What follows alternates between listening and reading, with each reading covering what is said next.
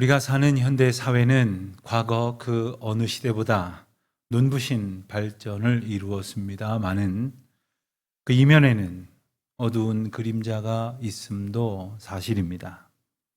그 가운데 가장 짙어 보이는 것이 있다면 지금 이 순간 이 날에도 많은 사람들이 스스로 목숨을 끊는 안타까운 현실이라고 할 수 있을 것입니다. 통계를 접할 때마다 마음이 얼마나 아프고 무거운지 모릅니다. 많은 학자들이 대책을 논합니다마는 심리학자들 중에서 가장 근본적인 원인으로 꼽는 한 가지를 본다면 그것은 바로 고립감이라는 것입니다. 이 험한 세상에 나 혼자뿐이라는 생각을 갖는 거죠. 아무도 나와 함께 할 수 없고 아무도 나를 이해할 수 없을 것이라 하는 절망이 벼랑 끝으로 스스로를 내모는 겁니다. 여러분, 신앙인들이라면 다를까요? 어떨까요? 안타깝게도 통계적으로 보면 큰 차이가 없습니다.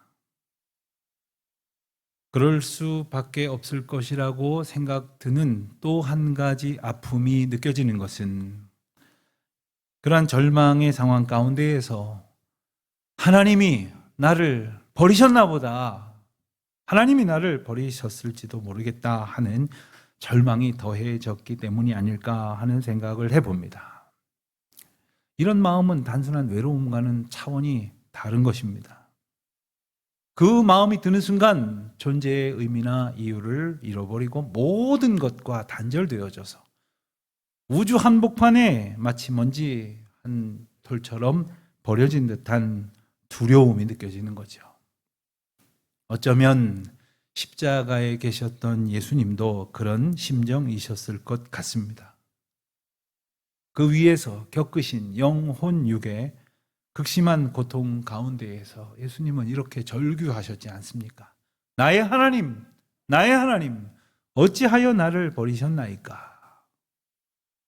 이 절박한 질문은 예수님의 길을 따르려는, 그리고 예수님을 닮고자 치열한 영적 싸움을 살아내는 모든 성도들에게 끊임없이 던져지는 질문이기도 할 것입니다. 하나님은 정말 나를 버리셨는가? 오늘 본문은 분명하게 대답을 합니다. 그럴 수 없느니라. 그리하지 않으셨다가 아닙니다. 그럴 수 없느니라. 이 강력한 선포로 대답하시는 하나님의 은혜와 사랑으로 길이 마음 가운데 간직하시기를 주의 이름으로 축원드립니다. 우선 우리가 함께 먼저 생각해 볼 것이 한 가지 있습니다. 왜 하나님이 자기 백성을 버리셨을까 하는 의문을 가졌을까 하는 대목입니다. 앞서 바울은 이 9장과 10장에서 이스라엘이 하나님을 거부하고 불신하여 영적으로 실패했던 일을 다뤘습니다. 패역한 불신앙의 사람들은 이미 그리스도를 거부하고 그리고 복음을 받아들이지도 않았습니다. 그러니 그 사람들은 여기에 대해서 안타까움을 가졌을 리도 없고 의문을 가지고 괴로워하지도 않았을 것입니다. 그런데 당시에 로마에 있던 그리스도인들을 비롯해서 많은 성도들이 이스라엘의 불신앙이 너무나 큰 충격으로 느껴졌던 겁니다. 저들은 자타가 공인하는 선택된 백성, 약속받은 민족인데 저들이 하나님의 구원 계획을 거부하고 하나님의 은혜를 누리지 못하게 됐으니 이방 사람들인 자기들은 하나님의 사랑과 구원에서 당연히 제외됐을 것이라고 생각했던 거죠.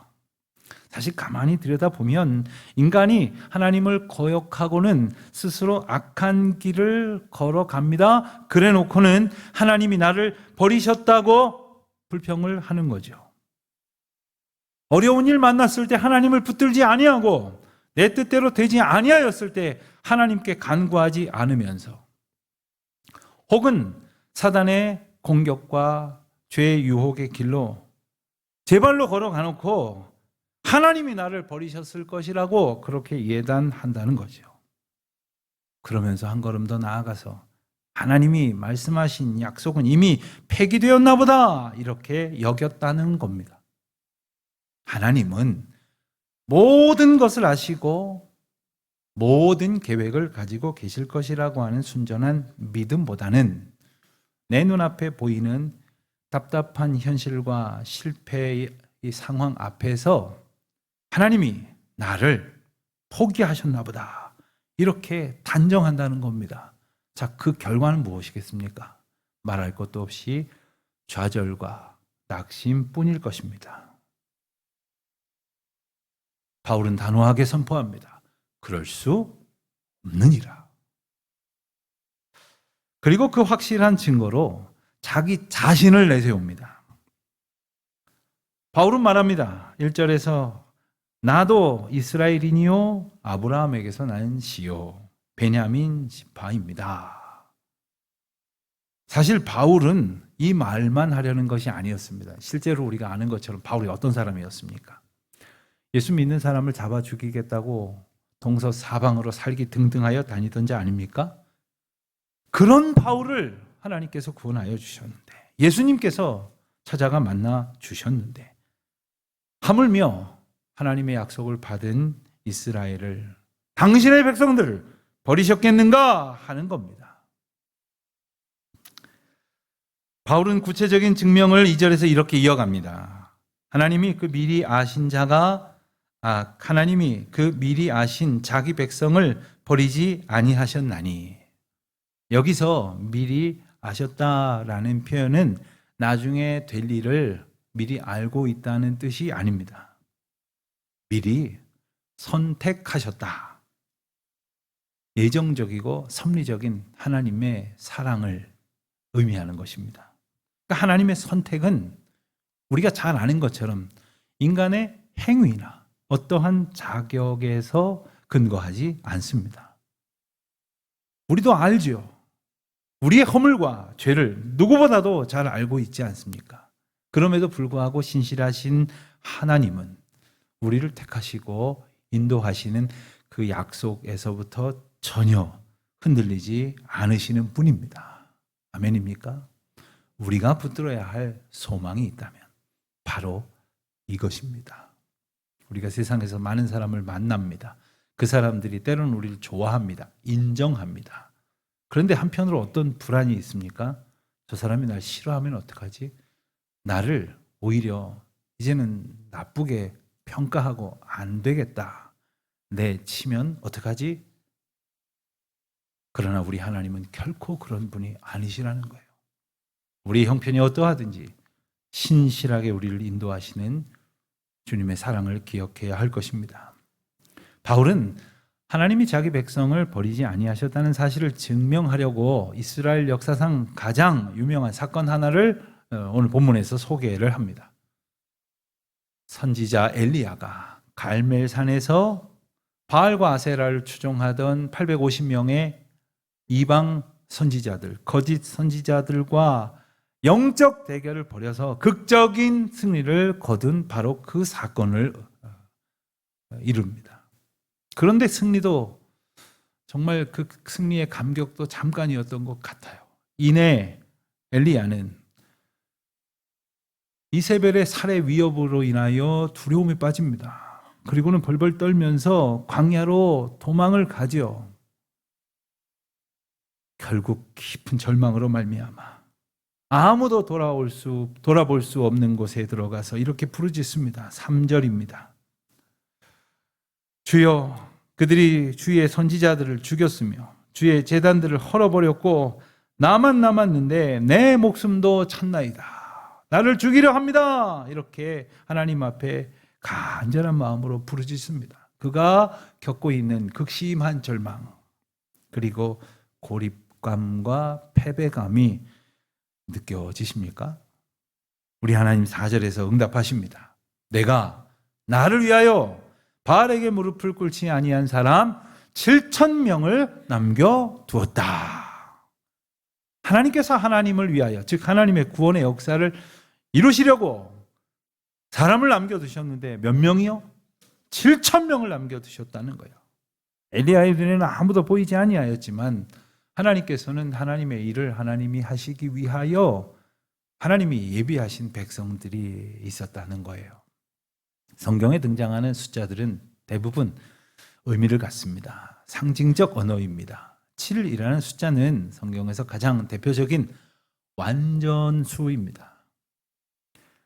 완전수, 충만의 의미를 담은 7에 사람들이 헤아릴 수 있는 가장 큰 숫자라고 말한 1000을 곱해서 7000명을 남겨두었다. 충분히 남겨두었다는 겁니다. 넉넉히 남겨두었다는 겁니다. 모자랄 리가 없다는 겁니다. 엘리야는 생각했죠. 나만 혼자 남겨져서 외로운 싸움을 싸우는 줄 알았는데 하나님은 다 계획이 있으셨던 거예요. 여러분, 때로 우리가 하나님의 일을 한다고 했을 때 그 사명을 이루려고 분투하는데 왜 나만 혼자 이 어려운 일을 감당해야 하지? 하나님은 왜 나만 괴롭게 혼자 이렇게 남겨두십니까? 이런 생각을 할 때가 있습니까? 하나님께서 하나님의 때에 하나님의 일을 이루시려고 하나님의 사람을 남겨두셨음을 기억하시기를 바랍니다. 또 한편으로는 그 일을 이루시려고 남겨두신 바로 그 사람들이 여러분임을 잊지 마시기를 바랍니다. 하나님이 남겨두셨다고 한다면 그건 하나님이 하셨다는 뜻이에요. 사람들이 견디고 버티고 살아남은 것이 아니에요. 하나님이 남겨두신 겁니다. 때로는 이 어려운 시대에 나는 믿음을 지켰으니, 나는 이 자리를 견뎠으니 이런 오만한 착각을 할 때가 있는데 그렇지 않습니다. 하나님이 견디게 하신 것을 남겨두셨음을 기억해야 할 것입니다. 어떤 사람들은 믿음이 좋아 보였지만 별것도 아닌 일에 시험 들어가지고 믿음의 길에서 떠나버린 자들 얼마나 많은지 몰라요. 하나님 앞에 복 받겠다고 간절히 기도했지만 그 복에 7배나 더한 은혜를 받았음에도 불구하고 세상 즐거워 가버린 사람들이 또 얼마나 많은지 모릅니다. 이런저런 유혹에 넘어진 사람들이 얼마나 많은지 몰라요. 그러나 우리는 하나님 앞에 있다고요? 그러니 내 믿음이 대단하다고요? 아니옳습니다. 하나님이 남겨주셨으니 그 은혜를 감사하는 저와 여러분이 되시기를 바랍니다. 자, 하나님의 백성을 남겨두셨다면 이유가 있을 겁니다. 무엇일까요? 우선 내가 나를 위하여 라는 이 말씀에서 우리는 찾을 수가 있는 겁니다. 하나님의 일을 하시기 위함이라는 뜻이에요. 하나님의 일은 하나님의 신실하심을 하나님의 모든 백성들에게 알게 하시기 위함입니다. 하나님이 이 일을 이루신 것은 살아계신 하나님이 오늘도 일하시고 그 신실하심을 일깨워 주시기 위함입니다. 사람들은 더러 약속을 어기지요. 심지어 잊어버리기도 합니다. 분리하면 모른 채 딱 잡아뗍니다. 그러나 우리 하나님은 결코 그런 분이 아니신 거죠. 우리의 상황과 우리 형편이 어떠하든지 약속하신 구원의 역사를 이루어내실 줄 믿습니다. 바로 저와 여러분이 그 하나님의 은혜의 역사와 구원 사건의 증인이에요. 하나님의 증거물입니다. 하나님의 증인되어 살아가시기를 축복합니다. 하나님께서 나중을 위해서 하나님의 백성들을 남겨놓으신 이유가 있습니다. 바로 하나님께서 회복시키실 미래 세대의 부흥을 위해서입니다. 오늘날 참 안타까운 것은 과거에는 중고등부 학생들, 아동부 또 청년들 참 많은 사람들이 예배당에 나와서 기쁘게 찬양했는데 요즘은 그 세대가 많이 떠나가 버렸어요. 그래서 참 안타깝다 생각을 하기도 합니다.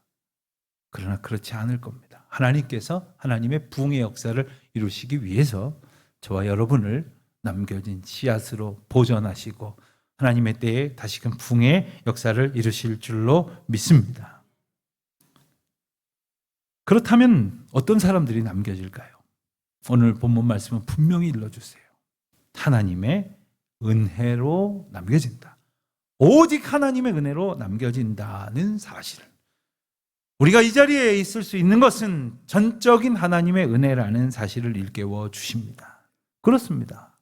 나의 나된 것은 하나님의 은혜임을 고백할 수 있다면, 내가 믿음 안에서 오늘도 살아갈 수 있음은 하나님의 은혜라는 사실을 깨닫게 된다면 두 가지 놀라운 은혜가 이어집니다. 한 가지는 자기를 드러내지 않습니다. 내가 잘나서 믿음으로 살아왔노라고, 내가 잘해서 하나님의 복을 마치 내가 성과를 거둔 것처럼 교만하게 자랑하지 않는다는 겁니다. 또 반대로 어려운 일을 만나도 낙심하거나 좌절하지 않습니다. 하나님이 나를 이곳에 남겨두었으니, 나로 이 길을 걷게 하셨으니, 나로 이 일을 행하게 하셨으니 잠깐 어려워도 하나님의 주권 안에 있음을 고백할 때에 결코 낙심하거나 좌절하지 않게 되는 겁니다. 이 믿음만 확실히 가지고 있어도 교만할 일 없습니다. 낙심하거나 좌절할 일 없습니다. 우리는 항상 은혜에 살기 때문입니다. 자, 그렇다면 바울로부터 이 복음을 전해 듣는 성도들의 형편은 어땠을까요? 특별히 이스라엘의 현실은 어땠을까요? 7절 말씀을 보니까 참으로 그 현실이 안타까운 것을 보게 됩니다. 이스라엘이 구하는 그것을 얻지 못하고 오직 택하심을 입은 자가 얻었으며 그 남은 자들은 우둔하여졌느니라. 모든 이스라엘 백성들이 그 은혜를 얻은 것이 아니라 오직 택하심을 입은 자들만 얻고 다른 사람들은 우둔해졌다는 거예요. 오늘 우리는 우둔해졌다고 표현된 성경을 보고 있습니다만 이전 성경의 버전에는 무감각해졌다 이렇게 표현이 되어져 있습니다. 그런데 이 원어 뜻을 가장 정확하게 표현한 말을 찾는다면 멍청해졌다, 멍청해졌다 이런 말입니다. 하나님을 바라보지 않고 하나님을 의지하지 않으면 멍청해지는 거예요. 영혼이 흐리멍텅해지는 거예요. 그리고서는 하나님의 거룩한 영역을 기대할 수 없으니까 이제 남은 건 자기 한 줌도 안 되는 자기 힘 아닙니까? 그 자기 힘과 자기의 노력만을 의지하는 거죠. 기껏 한다는 것이 우리는 율법을 받았고 그 율법을 지켰는데 우리는 남들보다 다른데 하는 마음으로 자만하고 그리고 교만하며 우월감을 갖지만 결국 실패할 수밖에 없다는 것이요. 오직 하나님의 은혜로 되어진다는 사실을 깨달은 자만이 구원의 은혜를 누렸다 일깨워 주십니다. 그 나머지 사람들은 어떻게 됐을까요? 심판에 이를 수밖에 없었던 거죠. 바로 이어지는 9절 10절이 그 심판의 내용입니다. 9절 10절은 시편 69편에 나오는 다윗의 고백이자 기도이기도 했습니다. 하나님을 믿는 사람에게 주시고자 기도하는 것과 믿지 아니하는 자들이 겪을 일을 고백했던 거죠. 그런데 이 말씀을 보면 하나님이 베푸신 모든 것이 얼마나 귀한지를 일깨워줍니다. 그것을 한마디로 뭐라고 표현했냐면 밥상이라고 표현했어요. 밥상. 그들의 밥상. 여러분, 우리가 밥상의 기운을 얻지 못하면 어떻게 삽니까?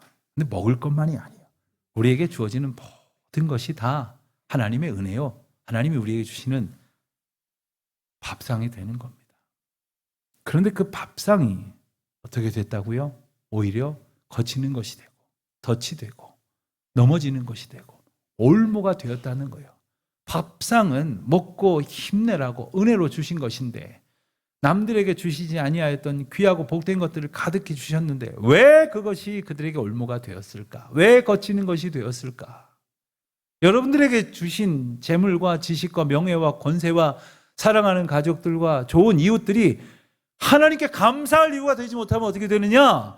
거치는 것이 된다는 거예요. 올무가 된다는 거예요. 덫이 된다는 겁니다. 하나님의 은혜를 은혜로 알지 못하면 어떻게 된다고요? 저주와 형벌을 받는 존재에 지나지 않게 된다는 겁니다. 결국 영적 소경이 되어서 하나님의 은혜를 볼 수가 없게 되고 죄의 짐에 눌려서 허리가 굽어진 노예가 된다는 겁니다. 허리가 굽어진 것은 꼬부랑 할머니가 됐다는 이야기가 아니에요. 평생 남 앞에서 굴복하며 살 수밖에 없는 존재가 되었다는 거예요.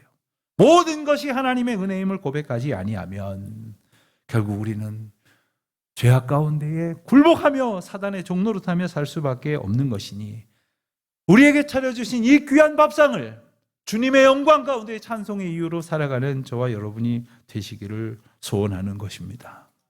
남겨진 자의 길은 결코 평탄하지만은 않습니다. 남겨진 자의 길이 화려한 영광의 자리만이 아닙니다. 예수님께서 걸으셨던 것처럼 때로 그 길은 십자가의 길이고 때로 우리가 지나야 할 환난의 길입니다. 고난의 길일 수도 있습니다. 그러나 그 가운데에서 소망을 품는 우리 모두가 되시기를 바랍니다.